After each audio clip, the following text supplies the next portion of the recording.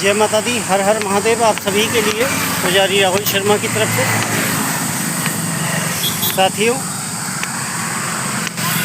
51 शक्तिपीठ 711 दिन की अंतर्राष्ट्रीय पदयात्रा के 12वें दिन तारीख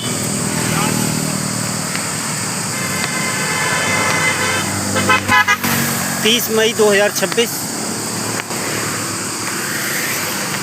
हरिद्वार से सहारनपुर की तरफ जाते हुए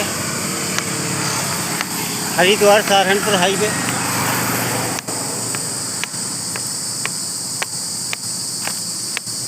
माँ भगवती जगतजननी जगदम्बे का आशीर्वाद सदैव आप लोगों पर, आपके समस्त परिवार पर बना रहे, यही कामना। हर हर महादेव।